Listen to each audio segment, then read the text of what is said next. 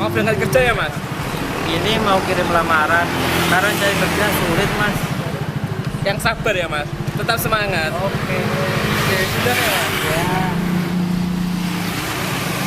Kotak baru tuh. Makasih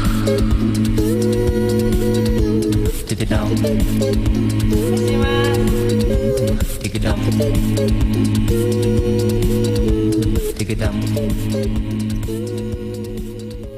Maxindo, vaksinnya pengusaha sukses.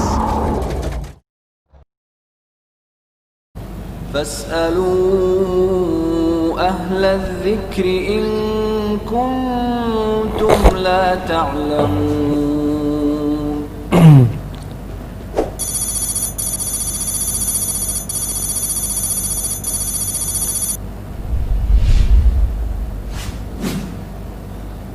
Bismillahirrahmanirrahim. Assalamualaikum warahmatullahi wabarakatuh. Innal hamdalillah nahmaduhu wa nasta'inuhu wa nastaghfiruh wa na'udzu billahi min shururi anfusina wa sayyiati a'malina. Man yahdihillahu fala mudilla lahu wa man yudlil fala hadiya lahu. Asyhadu an la ilaha illallah wahdahu la syarika lahu wa asyhadu anna Muhammadan abduhu wa rasuluhu la nabiyya ba'dah. Ya ayyuhalladzina amanu taqullaha haqqa tuqatih wa la tamutunna illa wa antum muslimun. Amma ba'd, ma'asyiral muslimin, para pemirsa Niaga TV yang mudah-mudahan dirahmati oleh Allah Subhanahu wa taala. Puji syukur kita panjatkan kehadirat Allah taala yang kembali memberikan kita semua kenikmatan untuk bisa bertemu di pagi yang berbahagia ini di dalam rubrik Serambi Nabawi. Sebagaimana biasa, ma'asyiral muslimin, kita akan lanjutkan pembahasan kitab Bulughul Maram yang ditulis oleh Al-Imam Al-Hafiz Ibnu Hajar Al-Asqalani rahimahullahu ta'ala, dan kita telah memasuki hadis nomor 250, yaitu dari hadis Abdullah ibni Mas'ud radhiyallahu ta'ala anhu berkata, Ibnu Mas'ud berkata, iltafata ilaina Rasulullah sallallahu alaihi wasallam. Rasulullah sallallahu alaihi wasallam menghadap ke arah kami.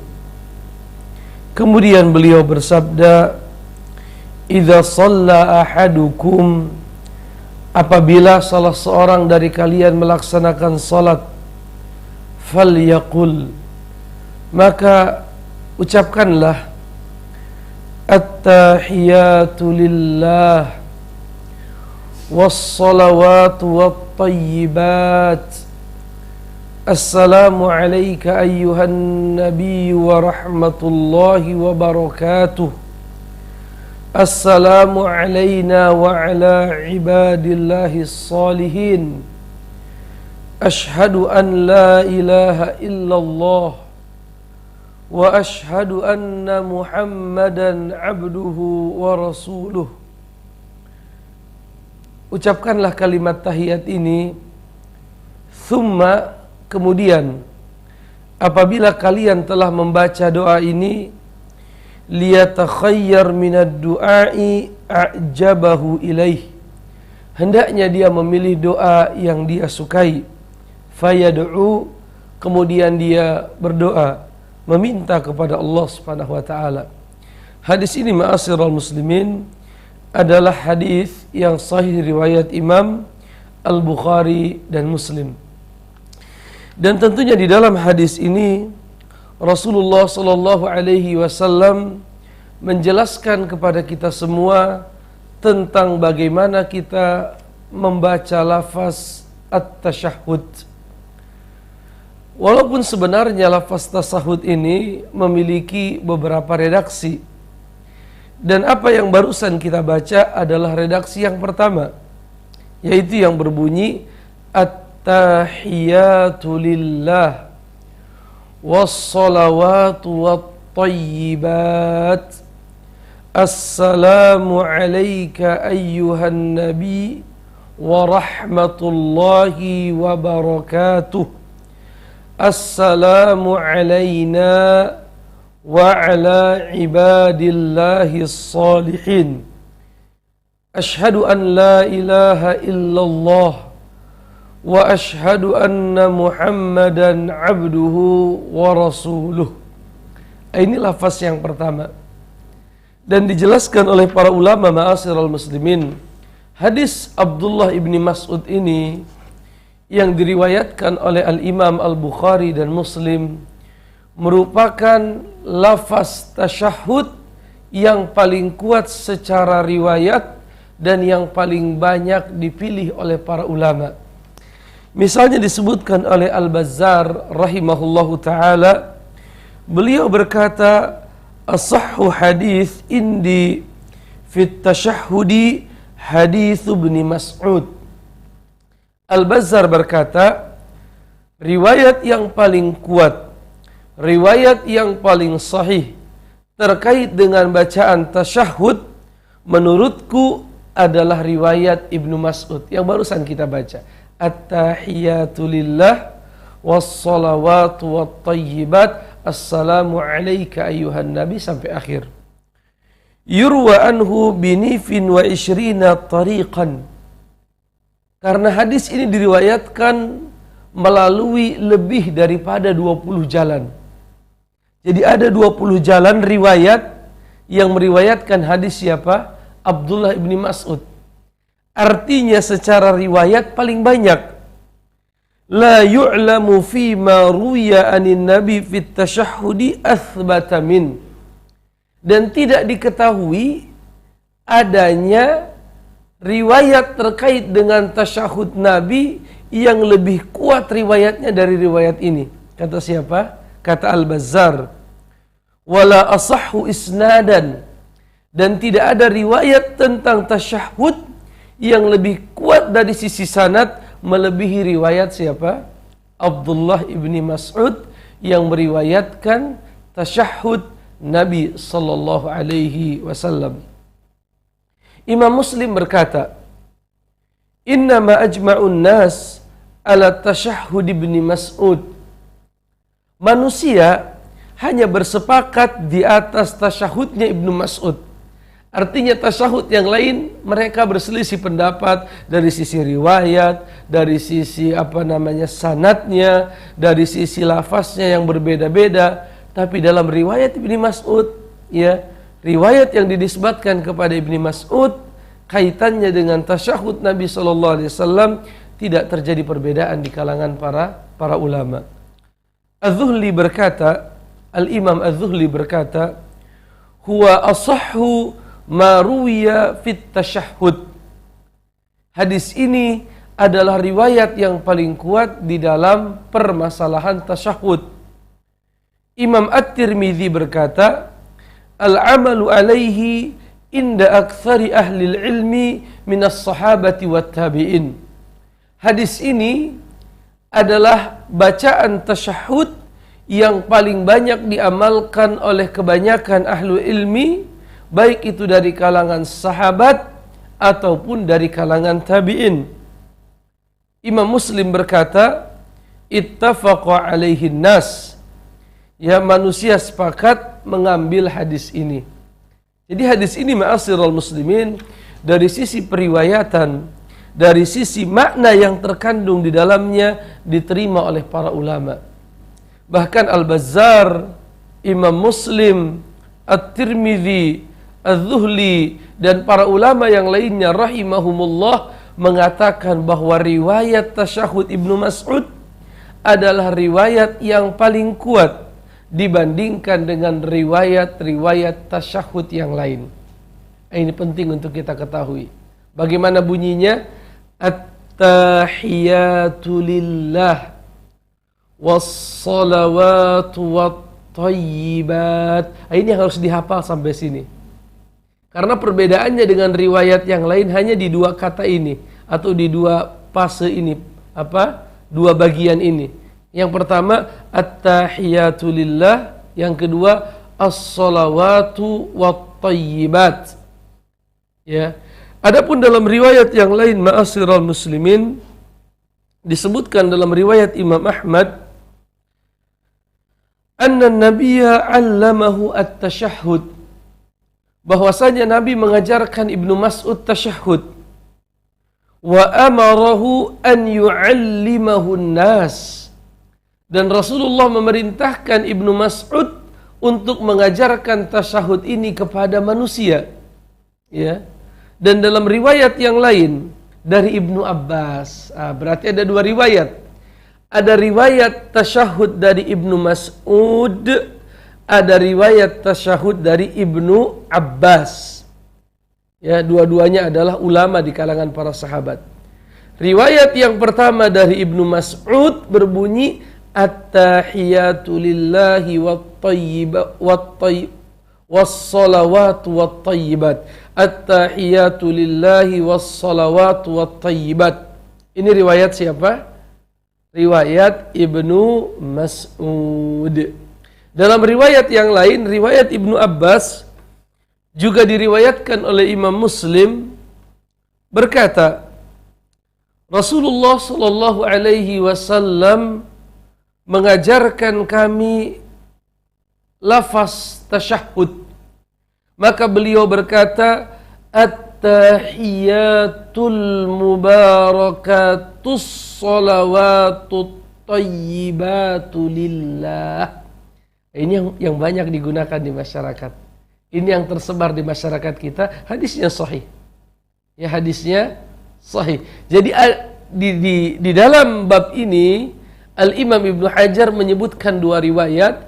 Riwayat Ibnu Mas'ud yang banyak dipilih oleh jumhur ahli ilm, yaitu bunyinya at-tahiyatu lillahi was-salawatu wat-thayyibat. Riwayat yang kedua juga sahih, yaitu riwayat Ibnu Abbas, at-tahiyatul mubarakatus salawatut thayyibatu lillah. Ini keduanya sahih. Jadi perbedaannya hanya di awal saja. Adapun setelahnya sama. Assalamualaikum ayuhan nabi wa rahmatullahi wa barakatuh. Assalamu alayna wa ala ibadillahi salihin. Asyhadu an la ilaha illallah wa asyhadu anna Muhammadan abduhu wa rasuluh. Dari kebelakangnya sama, hanya perbedaannya di awal doanya saja. Ya.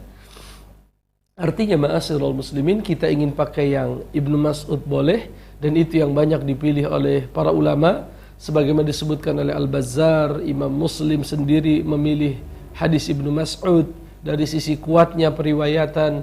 Begitupun tadi At-Tirmidzi rahimahullah berkata, jumhur para ulama ahlul ilmi memilih hadis siapa Ibnu Mas'ud. Tetapi itu tidak menafikan bolehnya kita menggunakan riwayat Ibnu Abbas yang berbunyi at-tahiyatul mubarakatus salawatut thayyibatu lillah assalamu alayka ayuhan nabi sampai akhir hadisnya. Jelas ma'asyiral muslimin. Ini satu hadis, hanya saja beliau menyampaikan beberapa riwayat dengan lafaz yang berbeda.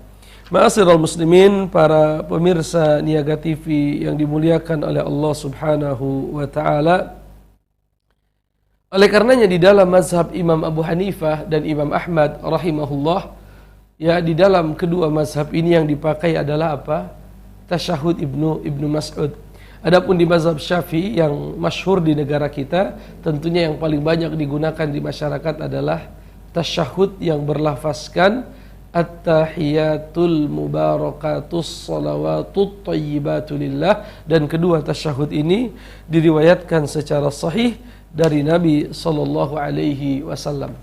Adapun dari sisi makna ma'asyiral muslimin, at-tahiyat artinya penghormatan. Ya, Allah berfirman dalam Al-Qur'an, wa idza huyyitum bi tahiyatin fahayyu bi ahsana minha aw mithliha. Apabila ada orang yang menyampaikan salam penghormatan kepadamu, balaslah salam tersebut dengan yang lebih baik atau yang semisal. Begitu kata Allah di dalam Al-Quran. Ya. Oleh karenanya at-tahiyatu lillah, segala kemuliaan, segala penghormatan hanya bagi Allah Subhanahu wa taala. Was-salawatu wat-thayyibat, dan segala bentuk pengagungan dan segala bentuk kebaikan itu semua adalah milik Allah Subhanahu wa taala. Assalamu alayka ayyuhan nabi. Assalam. Assalam itu nama Allah. Assalam adalah nama Allah. Allah adalah Assalam. Kita boleh menamakan anak kita Abdus Salam. Ya, yang Allah itu maha selamat dari segala kekurangan, dari segala aib, ya, dan lain sebagainya, dan Allah maha sempurna. Assalam, keselamatan, alaika atasmu ayyuhan nabi. Artinya kita mendoakan kebaikan untuk Nabi, dan beliau pantas mendapatkan doa dari umatnya. Ya, sehari minimal 5 kali kita tahiyat akhir, ya. Atau kalau kita tambahkan dengan tahiyat yang pertama, ya, kalau dalam satu hari berarti kita membaca berapa kali tahiyat? Selain daripada subuh semuanya 2 tahiyat, berarti 4 kali 2 8. Di dalam subuh 1 kali tahiyat, berarti 9 kali minimal kita mendoakan Nabi SAW. Dan beliau pantas mendapatkan itu, karena melalui beliaulah kita mengenal Islam. Melalui beliaulah, perantara beliau, Allah Subhanahu wa Ta'ala memberikan untuk manusia hidayah dan petunjuk. Maka pantas kita mendoakan ketinggian derajat, bukan mendoakan untuk agar beliau selamat dari neraka, tidak. Beliau sudah dijamin oleh Allah mendapatkan firdaus yang paling tinggi. Tapi kita mendoakan kemuliaan, kebaikan, ketinggian yang paling tinggi untuk siapa? Nabi Muhammad sallallahu alaihi wasallam. Assalamu alayna wa ala ibadillahis salihin. Keselamatan atas kami dan atas hamba-hamba Allah yang saleh. Asyhadu an la ilaha illallah. Aku bersaksi bahwa tidak ada yang pantas untuk disembah selain Allah. Wa asyhadu anna Muhammadan abduhu wa rasuluh. Dan aku pun bersaksi bahwa Muhammad itu hambanya dan rasulnya. Hambanya artinya kita tidak boleh berlebih-lebihan kepadanya, bahwa dia adalah seorang manusia. Wa rasuluhu artinya kita tidak boleh menyepelekan dirinya, bahwa apabila namanya disebut kita wajib membaca salawat, ya, berdasarkan perintah Allah dalam Al-Quran. Innallaha wa malaikatah yusalluna ala nabi. Sesungguhnya Allah, para malaikat, yusalluna ala nabi, bersalawat kepada Nabi. Ya ayyuhalladzina amanu, wahai orang-orang yang beriman, sallu alaihi wasallimu taslima. Bersalawatlah kalian kepada Nabi, ya, dan sampaikanlah salam kalian kepada mereka. Dan ini adalah perintah. Wal aslu fil amri lil wujub. Dan asal daripada perintah adalah kewajiban. Ma'asyiral muslimin, kemudian Rasulullah berkata, "Tsumma litakhayyar minad du'ai a'jabah ilaih."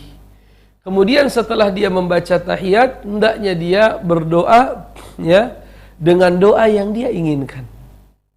Dan di antara doa yang diajarkan oleh Allah Subhanahu wa ta'ala, oleh Rasulullah sallallahu alaihi wasallam, adalah membaca Allahumma inni a'udzubika min azabi jahannam wa min azabil qabri wa min fitnatil mahya wal mamat wa min fitnatil masihid dajjal wa min syarri fitnatil masihid dajjal. Itu diantara doa yang diajarkan oleh Rasulullah sallallahu alaihi wasallam.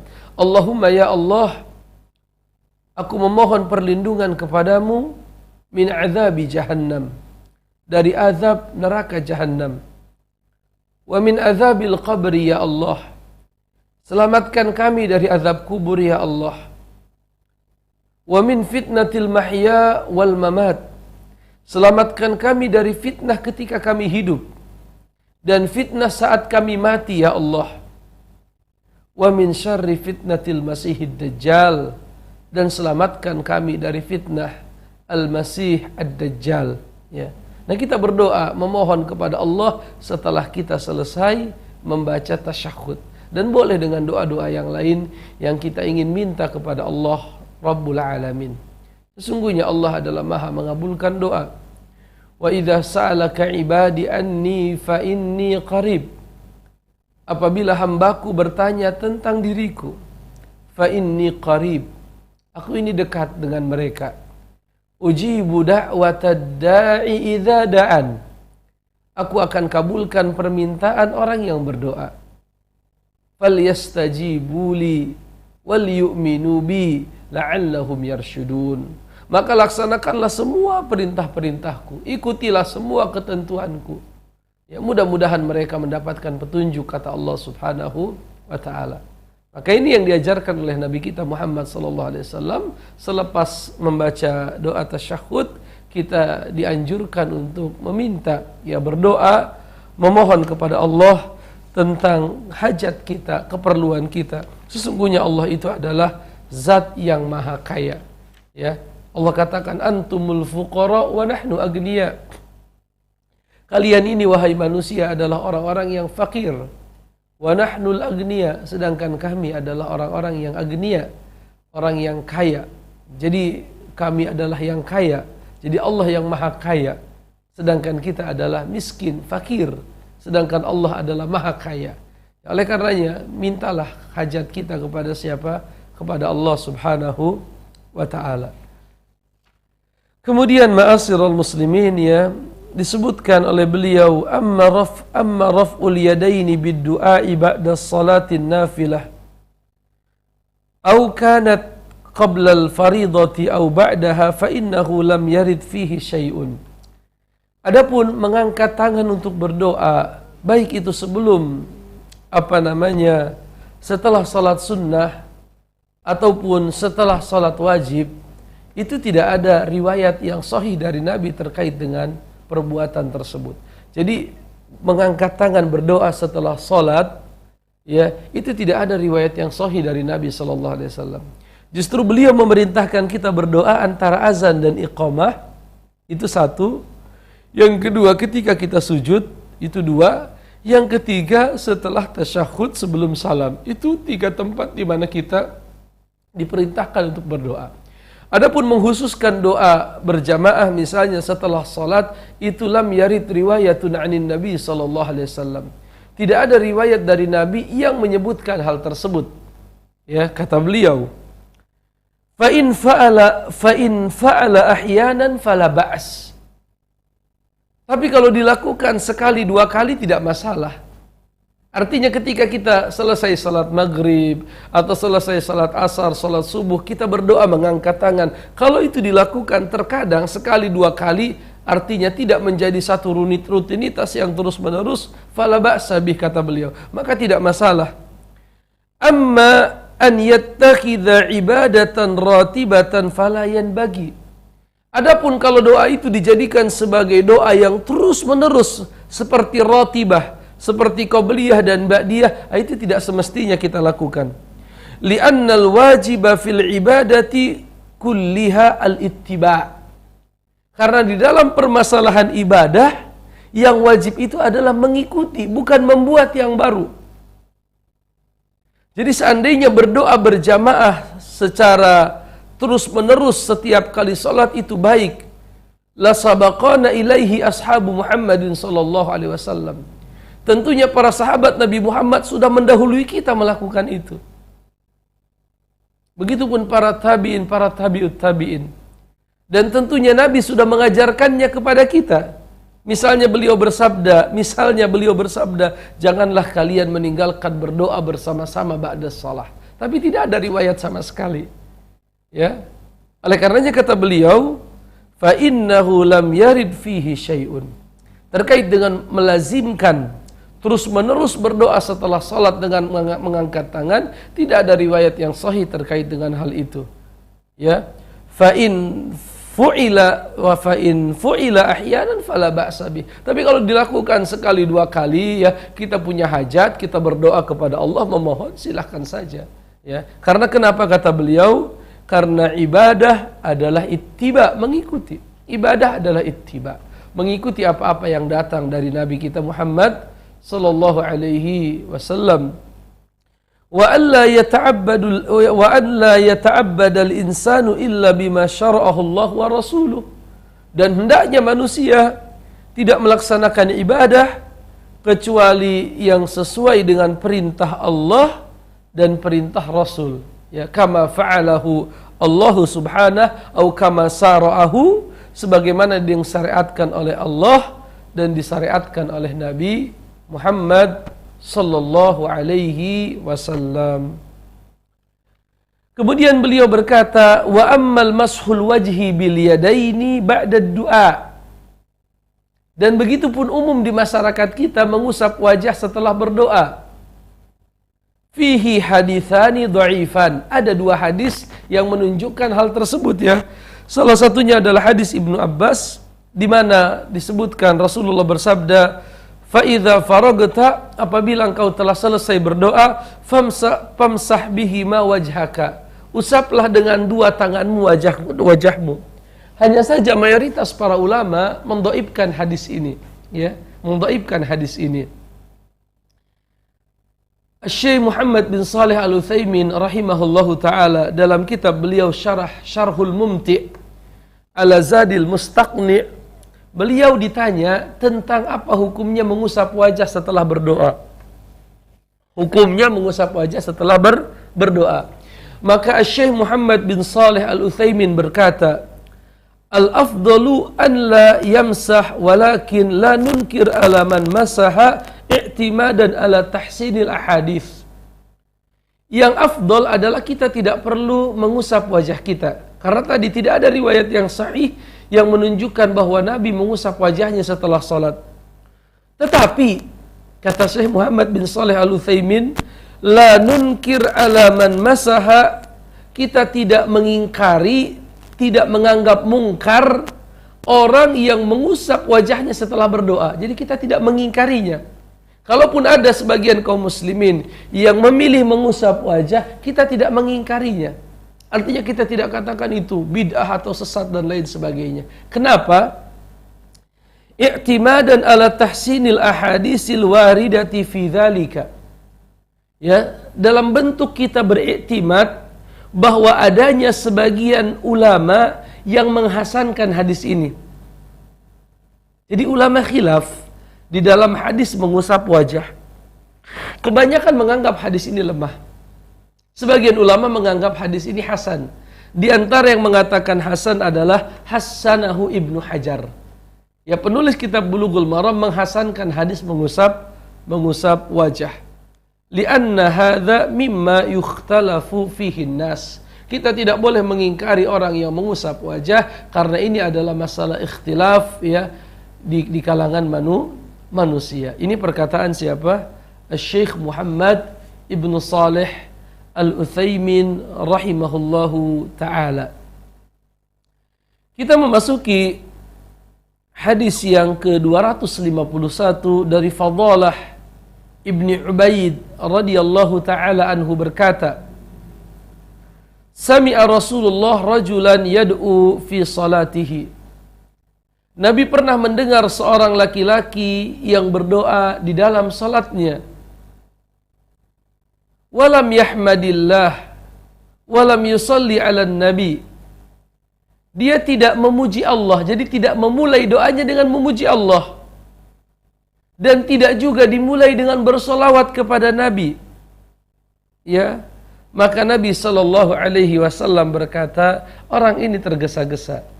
Jadi tidak sepantasnya kita berdoa tanpa didahului dengan apa? Memuji Allah dan bersolawat kepada Nabi. Kemudian Nabi memanggil orang ini, lalu Nabi berkata, idza shalla ahadukum, apabila salah seorang dari kalian berdoa, falyabda bitahmidi rabbih wathana alaih, hendaknya dia memulai doanya dengan memuji dan memuliakan Allah Subhanahu wa taala. Thumma yusalli 'alan nabi, kemudian dilanjutkan dengan bersolawat kepada Nabi. Summa yad'u bima syaa, dan kemudian dilanjutkan berdoa dengan apa yang dia inginkan. Itu urutannya. Memasuki hadis 252 agar pembahasan kita sempurna dan bersambung. Dari Ibnu Mas'ud radhiyallahu taala anhu berkata Bashir ibnu Sa'ad, ya Rasulullah, kata Bashir ibnu Sa'ad, Amaranallahu an nusalli alaik. Amaranallah an nusalli alaik. Allah memerintahkan kami bersalawat atasmu ya Nabi Allah. Perintahnya tadi sudah kita baca ya. Innallaha malaikatahu yusalluna 'alan nabi ayyuhalladzina amanu sallu 'alaihi wa sallimu taslima. Allah memerintahkan kita bersalawat. Fa kaifa nusalli 'alaik? Bagaimana caranya kami bersalawat kepadamu ya Rasulullah? Fasakat. Maka beliau diam. Dalam riwayat Imam At-Tabarani dikatakan fasakata hatta ja'ahul wahyu. Maka beliau terdiam ketika ditanya bagaimana caranya bersalawat kepada beliau. Dalam riwayat Imam Tabrani ada tambahan, beliau terdiam menunggu datangnya wahyu. Terdiam menunggu datangnya wahyu. Maka beliau berkata, ucapkanlah, Allahumma salli ala Muhammad wa ala ali Muhammad kama sallaita ala ali Ibrahim. وبارك على محمد وعلى آل محمد كما باركت على آل إبراهيم في العالمين إنك حميد مجيد. Ini doanya. Hadis ini riwayat Imam Muslim. Hadisnya sahih ya, riwayat Imam Muslim. Apa? Allahumma salli ala Muhammad wa ala ali Muhammad kama sallaita ala ali Ibrahim wa barik ala Muhammad wa ala ali Muhammad kama barakta ala ali Ibrahim fil alamina innaka Hamidum Majid. Ini riwayat Imam Muslim ya. Dan sudah ditanyakan kemarin, ada pertanyaan pakai Sayyidina atau tidak. Para ulama menjelaskan di dalam salat tidak pakai Sayyidina, tapi di luar salat, dalam khutbah, dalam ceramah tidak masalah menggunakan apa? Sayyidina. Allah alam bisawab, ma'asyiral muslimin. Jangan kemana-mana, kita kembali setelah beberapa iklan berikut ini.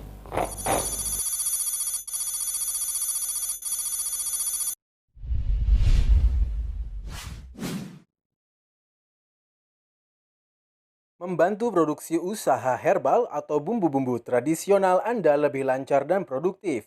Maxindo, andalan bagi para pengusaha sukses dalam mengembangkan bisnisnya. Terpercaya dan terjamin mutunya. Alat pengiris herbal manual tipe MKS Herb 77 Maxindo. Pengoperasian dengan cara manual yang mudah, efisien dalam mengiris aneka macam bahan tradisional sesuai kebutuhan. Dengan desain yang minimalis dan praktis, pisau pengiris dengan diameter 10,5 mm dan ketebalan 4,5 cm. Dari material stainless steel berkualitas, food grade, ketebalan irisan dapat diatur pada ukuran 0,3 hingga 3,0 mm, sehingga memudahkan Anda dalam meramu bahan sesuai kebutuhan. Multifungsi untuk aneka macam bahan-bahan tradisional, mulai dari kunyit, temulawak, jahe, kayu manis, akar-akaran, umbi, dan masih banyak lagi. Mudah pengoperasiannya dengan sistem bearing yang dilengkapi dengan gagang pengaman, serta feed inlet untuk membuat proses kerja menjadi lancar. Dapatkan produk ini di toko mesin Maxindo terdekat di kota-kota Anda. Kunjungi situs kami di www.maxindo.com. Maxindo, mesinnya pengusaha sukses.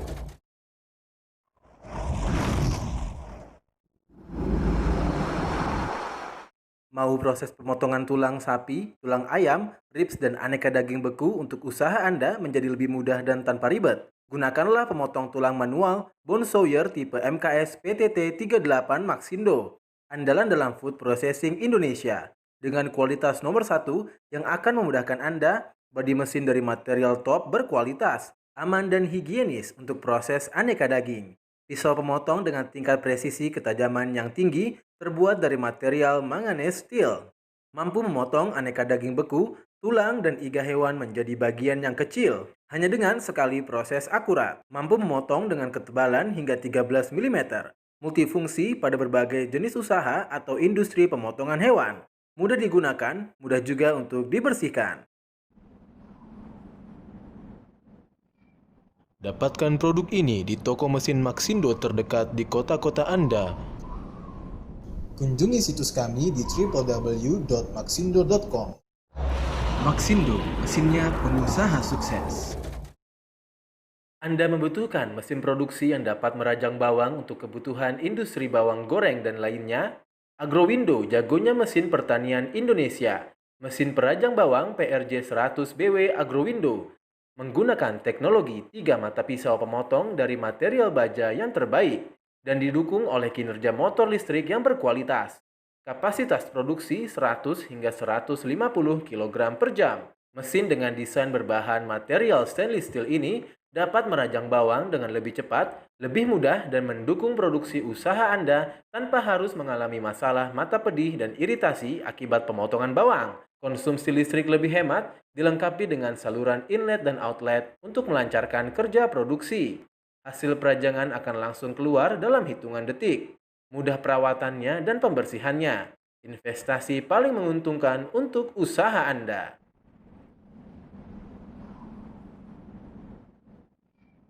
Dapatkan produk ini di toko mesin Maxindo terdekat di kota-kota Anda.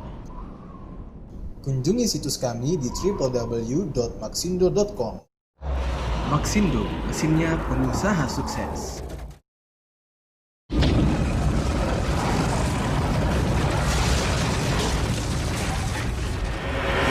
Bisnis lebih prospek dan menguntungkan. Toko mesin Maxindo telah membantu mengembangkan bisnis di seluruh Indonesia selama lebih dari 10 tahun.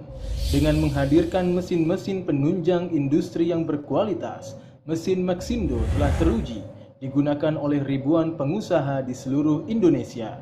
Dengan aneka macam jenis mesin yang dapat disesuaikan pada kebutuhan usaha, menggunakan teknologi termutakhir dan didukung oleh layanan after sales service di lebih dari 15 cabang yang tersebar di seluruh Nusantara.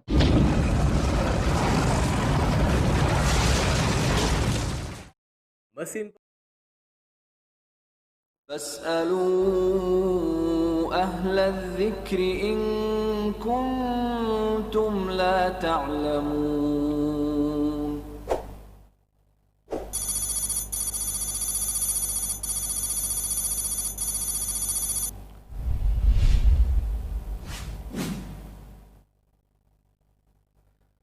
Alhamdulillah wassalatu wassalamu ala rasulillah wa ba'd. Ma'asyiral muslimin, para pemirsa Niaga TV yang berbahagia, kita bertemu di bagian yang kedua dari rubrik Serambi Nabawi.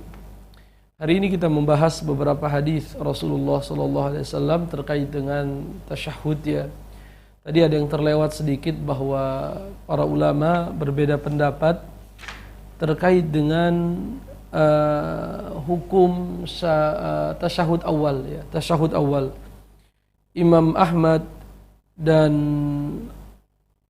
Al-Laits, Ishaq, Abu Thawr dan lain sebagainya berpendapat bahwa tasyahud awal itu wajib. Adapun Imam Malik dan Imam Syafi'i berpendapat bahwa tasyahud awal itu sunnah. Dan pendapat yang paling kuat adalah wajib ya. Wajib. Itu pendapat yang paling kuat. Karena Nabi SAW tidak pernah meninggalkan tasyahud dan beliau memerintahkan para sahabat untuk tasyahud. Berdasarkan hadis Ibnu Mas'ud, Nabi berkata, apabila kalian salat, ucapkanlah at-tahiyat. Dan hukum asal perintah adalah wajib. Dan itu pendapat yang paling kuat. Ya, walaupun wajib berbeda dengan rukun, kata para ulama. Kalau kita lupa tasyahud awal, itu ada dua kemungkinan. Kita sudah tegak berdiri, maka jangan kembali duduk. Tapi kalau kita belum tegak berdiri, boleh kembali duduk. Hal ini berdasarkan hadis riwayat Imam Ibnu Majah dan lain sebagainya. Rasulullah berkata, apabila kalian berdiri seharusnya kalian tasyahud awal dan kalian belum tegak berdiri, kembalilah untuk tasyahud awal. Tetapi kalau kalian sudah terlanjur tegak berdiri, fala yajlis, kata Rasul, jangan kalian kembali duduk, tetapi sempurnakan berdiri kalian, lalu di akhir sujudlah sujud sahwi 2 kali. Jelas ma'asyiral muslimin, ini tadi yang terlewat sebenarnya sudah saya tulis, sudah saya berikan tulisan catatan tapi terlewat untuk kita baca. Sebagaimana biasa di kesempatan yang kedua kita bacakan beberapa pertanyaan yang sudah masuk. Assalamualaikum warahmatullahi wabarakatuh. Sudah beberapa minggu ini mengerjakan sholat di sepertiga malam, tapi saya sholat itu berbeda jumlah rakaatnya, kadang 5, kadang 7, kadang 9, kadang 11. Apakah boleh? Tidak masalah. Ya, kerjakan yang mudah, kerjakan yang mudah, dan hendaknya memilih bilangan yang bisa kita jaga. Hendaknya memilih bilangan yang bisa kita jaga. Berdasarkan hadis Nabi SAW, ahabbul a'mali ilallah adwamuha wa in qal. Amal yang paling Allah cintai adalah yang terus menerus walaupun sedikit. Jadi tidak perlu motivasinya banyak, tetapi motivasinya adalah istiqamah. Itu yang menjadi motivasi seorang muslim ketika beribadah kepada Allah Subhanahu wa taala. Pertanyaan yang kedua, Assalamualaikum warahmatullahi wabarakatuh. Waalaikumsalam warahmatullahi wabarakatuh. Di papan pengumuman suatu masjid tertulis nama-nama kelompok masing-masing 7 orang untuk urunan kurban sapi pada Idul Adha 1441 Hijriah. Terdapatlah sekitar 6 kelompok, cuman pada kelompok kelima di antara 7 kelompok tertulis 3 orang sudah wafat. Jadi tertulis almarhum fulan, baik. Fulan. Pertanyaannya, apakah boleh orang yang sudah wafat ikut dalam urunan kurban sapi tersebut? Wallahu a'lam bishawab ya. Para ulama berbeda pendapat. Sebagian ulama mengatakan tidak masalah kita membeli hewan kurban, kita niatkan untuk orang yang sudah meninggal bi'tibariha sadaqah, karena itu adalah bagian dari sedekah. Dan para ulama ahlu sunnah sepakat bermanfaatnya sedekah untuk orang yang sudah meninggal. Jadi para ulama hadis, para ulama fikih sepakat bahwasanya sedekah itu bermanfaat untuk orang yang sudah meninggal sebagaimana itu disebutkan dalam hadis. Sebagian ulama yang lain berpendapat tidak boleh karena kata mereka Nabi SAW tidak pernah mengkhususkan kurbannya untuk orang yang sudah meninggal. Nabi tidak mengkhususkan kurban untuk Khadijah ataupun untuk misalnya putra-putri beliau seperti Abdullah, Ibrahim, Qasim atau Ruqayyah, Zainab, Ummu Kulsum dan lain sebagainya. Ada anak-anak beliau yang 7 orang yang semuanya meninggal sebelum Nabi kecuali Fatimah radhiyallahu taala anha. Tidak ada riwayat yang sahih bahwa beliau mengkhususkan pahala sembelihannya untuk nama anaknya. Tetapi yang dianjurkan adalah menurut kelompok yang kedua ini adalah berkata Allahumma taqabbal minni wa min ahli baiti. Ya Allah, terimalah dariku dan dari keluargaku. Keluarga itu mencakup yang masih hidup atau yang sudah meninggal. Dan ini masalah yang luas. Wallahu a'lam bishawab. Para ulama ketika ditanya hal ini mereka katakan yang mau meniatkan untuk yang sudah meninggal insya Allah tidak masalah. Ataupun yang tidak menyebutkan orang yang sudah meninggal tapi cukup atas nama keluarga besar itu lebih utama ya, karena itu yang dilakukan oleh Nabi sallallahu alaihi wasallam. Wallahu a'lam bishawab. Pertanyaan yang ketiga, Assalamualaikum Waalaikumsalam warahmatullahi, dari hamba Allah di Singkawang, Kalimantan ya. Apabila seorang imam sudah diperingatkan oleh makmum ketika melakukan kesalahan dalam salat sehingga salam dan imam tersebut tidak mengajak makmumnya untuk sujud sahwi, apa yang harus dilakukan oleh makmum? Tergantung ma'asyiral muslimin ya. Tergantung jenis kesalahannya. Bolehkah makmum sujud sahwi sendiri? Hukum asalnya tidak. Apalagi makmum menyadari kesalahan itu. Hukum asalnya imam yang sujud sahwi, kemudian makmum mengikuti imam. Ya, dan sujud sahwi pun para ulama nanti berbeda pendapat ya. Ada misalnya Abu Hanifah berkata kalau meninggalkan tasyahud awal wajib sujud sahwi. Ada lagi misalnya Imam Syafi'i berkata sunnah sujud sahwi. Itu khilaf di kalangan para ulama. Ya, yang masyhur di kalangan di mazhab Imam Syafi'i itu sunnah, wallahu a'lam bishawab. Ya, sujud sahwi adalah sunnah. Pertanyaan yang keempat, Assalamualaikum Waalaikumsalam warahmatullahi. Apa hukumnya membaca doa kunut subuh dengan menambahkan doa lain selain teks doa kunut yang ada, dan bolehkah saya menurunkan tangan saya waktu imam membaca doa selain doa kunut tersebut? Jazakallahu khairan. Allah alam bisawab. Sudah kita bahas kemarin ya, masalah kunut subuh ini adalah sunnah dibaca terus menerus menurut pendapat Imam Asy-Syafi'i. Beliau berpendapat sunnah membaca kunut subuh terus menerus menurut Imam Syafi'i. Adapun para ulama yang lain, Imam Syafi'i dan Imam Malik, dua imam ini berpendapat sunnahnya membaca kunut setiap kali salat subuh. Adapun imam yang lain seperti Imam Abu Hanifah menganggap itu perkara yang baru. Jadi terus-menerus melaksanakan kunut subuh bid'ah menurut Imam Abu Hanifah. Adapun menurut Imam Ahmad bin Hambal ya, kunut itu hanya dilakukan ketika witir dan kunut nazilah, kunut apabila ada musibah ya.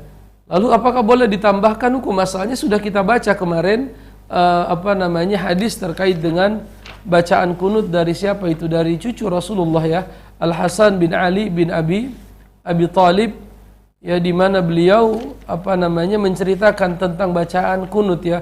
Allahumma hdini fi man hadait wa afini fi man afait wa tawallani fi man tawallait wa barik li fi ma a'tait wa qini syarra ma qadait fa innaka taqdi wa la yuqda 'alaik wa innahu la yadhillu man walait tabarakta rabbana wa ta'alait. Dalam riwayat ditambahkan wa sallallahu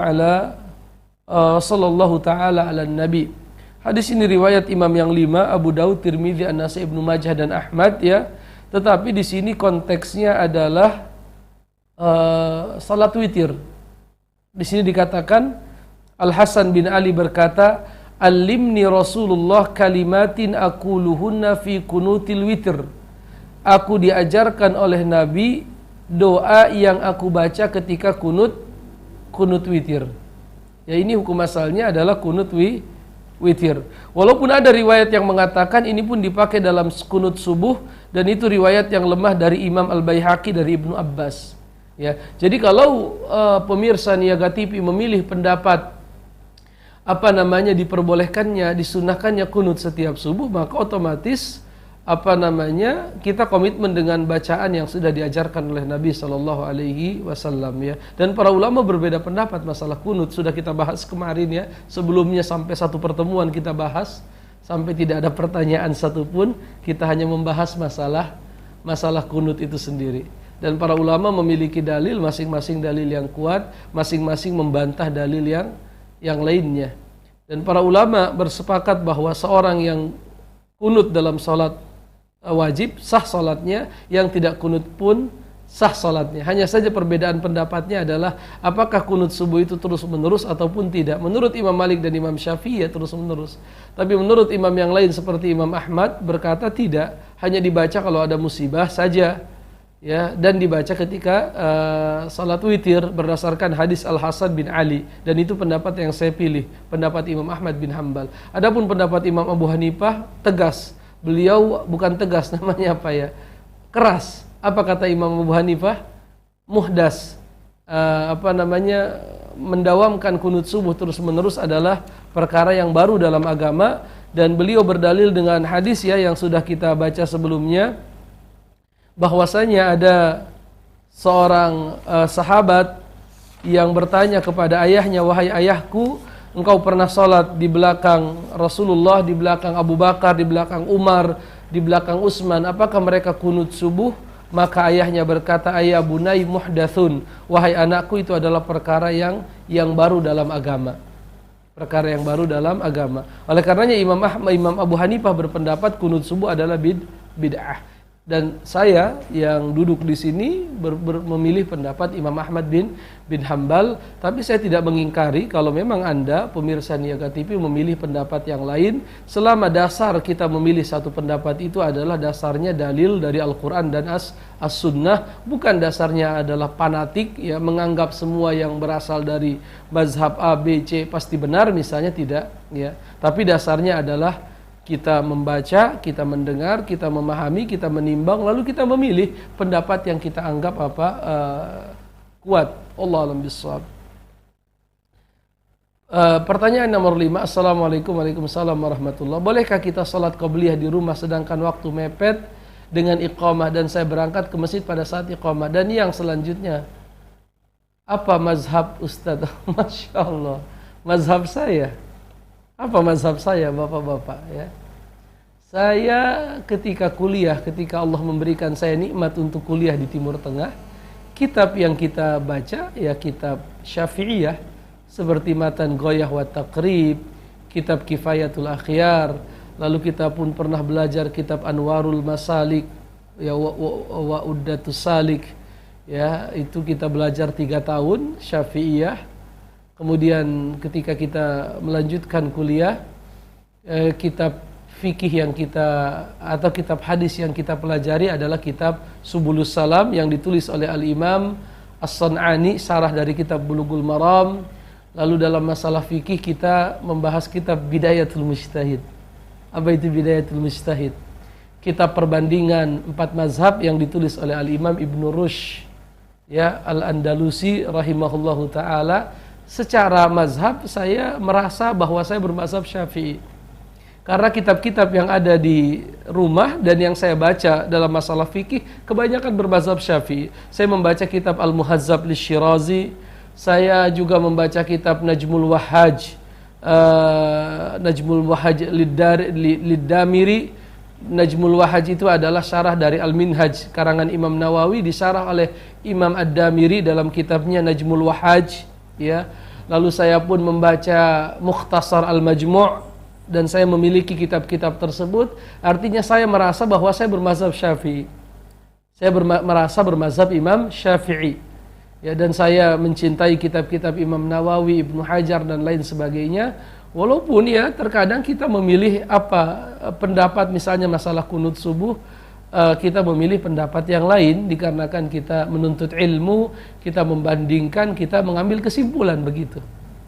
Kita mengambil kesimpulan, dan mazhab itu sekumpulan hasil ijtihad, bukan hanya masalah kunut subuh.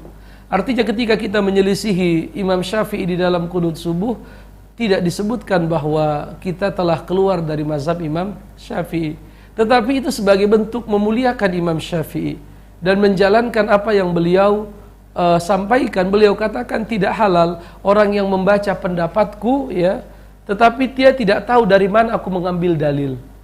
Dia tidak tahu dari mana aku mengambil dalil, kata Imam Asy-Syafi'i, ya. Jadi kembali ke pertanyaannya, tadi saya malah menjawab pertanyaan yang terakhir.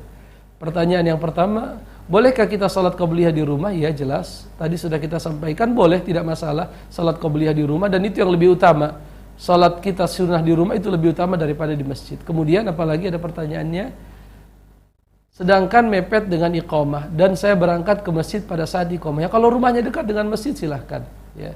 Adapun masalah mazhab, sekali lagi saya merasa dan saya selalu berkata bahwa saya bermazhab Imam Syafi'i, ya, dan kita tidak perlu pengakuan dari orang lain apakah kita bermazhab Syafi'i atau tidak. Tetapi kita punya sejarah menuntut ilmu, dan sejarah menuntut ilmu kita, ya, kalau kita lihat kitab-kitab yang kita baca bahwa kita Syafi'i, ya. Saya tidak kenal misalnya kitab-kitab Hambali, atau saya tidak pernah mempelajari kitab-kitab Maliki. Walaupun sering mendengar namanya sering kita dengar, misalnya kitab At-Tamhid Libni Abdil Bar dalam mazhab Maliki, atau kitab Ibnu Qudamah, ya, kitab beliau Ibnu Qudamah menulis kitab terbesar dalam mazhab Hambali, ya, kita mendengar kitab itu. Lalu kitab-kitab yang lainnya kita dengar kitab, tapi tidak pernah kita pelajari secara khusus. Adapun yang secara khusus kita pelajari adalah kitab-kitab bermazhab Imam Asy-Syafi'i. Allahu a'lam bishawab. Pertanyaan yang ke-6, Assalamualaikum warahmatullahi wabarakatuh. Waalaikumsalam warahmatullahi wabarakatuh. Kalau imam salat dengan duduk, apakah makmum juga salat sambil duduk? Begitu dalam hadisnya, ya. Ya, apabila imam berdiri, berdirilah. Apabila imam duduk, duduklah.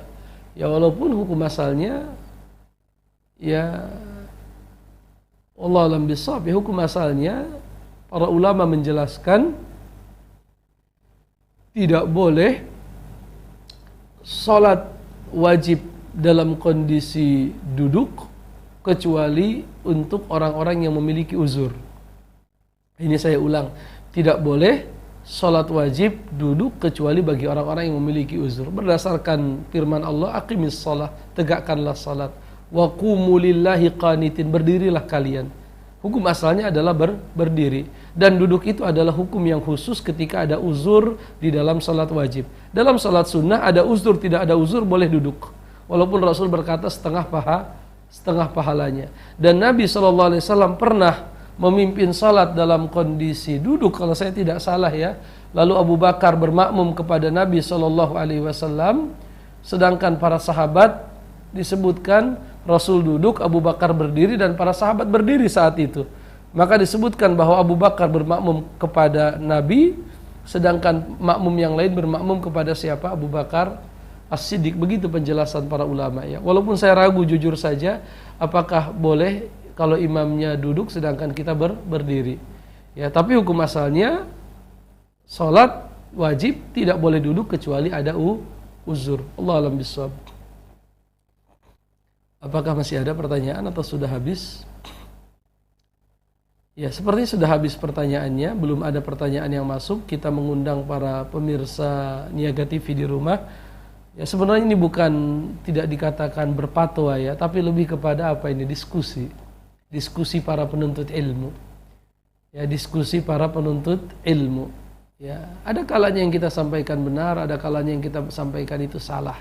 Ya, tetapi kita membaca bersama kitab Tawdihul Ahkam itu saja. Jadi di depan kita ada kitab namanya Tawdihul Ahkam. Saya duduk di sini, saya bacakan untuk pemirsa di rumah. Ya, pendapat-pendapat, dan beliau merangkum pendapat-pendapat para ulama. Wallahu a'lam bishawab. Ada penelpon yang masuk. Assalamualaikum.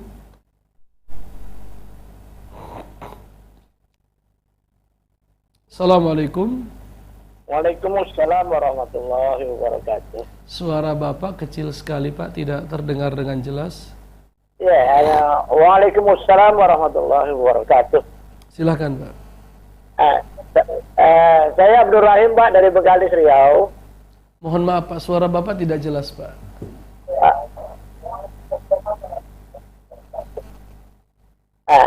Saya menanyakan tentang zakat Pak, zakat hasil pertanian. Iya. Zakat hasil pertanian. Iya. Jadi selain daripada makanan pokok, apakah seperti karet, kelapa, sawit atau buah-buahan itu juga ada zakatnya Pak? Kalau ada zakatnya, perhitungannya seperti apa Pak? Terima kasih. Baik. Wassalamualaikum warahmatullahi wabarakatuh. Allah alam bisawab ya. Allah subhanahu wa ta'ala berfirman dalam Al-Quran, Waqtu haqqahu yawma hasadih. Keluarkanlah zakat pertanian itu di hari panen. Ya, di hari panen. Bagaimana rincian hukumnya? Allah alam bisawab, saya tidak bisa menjawabnya hari ini ya. Harus kita murajaah dulu terkait dengan rincian hukumnya. Ada rincian hukumnya, misalnya kalau dia disiram menggunakan hujan, maka di situ ada 1/10, ya, ada 1/10 hak fakir miskin. Kalau disiram menggunakan alat, misalnya mesin pompa, maka mohon maaf, kalau disiram pakai mesin pompa, itu di situ ada hak fakir miskin 1/10. Tapi kalau disiram dengan hujan, kebun kita disiram dengan hujan, sawah atau yang lainnya disiram dengan hujan, di situ ada hak fakir miskin 1/5, lebih besar. Ya, tetapi kalau yang pakai mesin, pakai minyak, ya pakai solar, itu adalah 1/10. Lalu setiap kali 5 wasak ya, walaupun saya ragu tadi, makanya saya katakan mungkin kita jawab di pertemuan yang akan datang. Saya ragu terkait dengan ukuran wasak itu sendiri, 5 wasak berapa, lalu berapa kilo ukurannya, saya tidak ingat hari ini. Mudah-mudahan di kesempatan yang lain kita bisa sampaikan. Dan sekali lagi bahwa kita adalah sedang menuntut ilmu dan bukan sedang berfatwa, tetapi kita menuntut ilmu bersama-sama, membacakan apa yang ada di dalam buku beliau. Oleh karena saya sangat berharap sekali para pemirsa tidak bertanya terlalu jauh dari pembahasan kita. Karena ilmunya ilmu buku. Apa yang di buku kita bacakan. Yang tidak ada di buku, Masya Allah, kadang kita banyak tidak tahu. Oleh karenanya saya harap pertanyaannya sesuai dengan pembahasan kita. Tapi mudah-mudahan nanti di kesempatan yang lain bisa kita lanjutkan ya, terkait dengan masalah zakat tersebut. Wallahu a'lam bishawab. Subhanakallahumma bihamdika asyhadu an la ilaha illa anta astaghfiruka wa atubu ilaik. Assalamualaikum warahmatullahi wabarakatuh.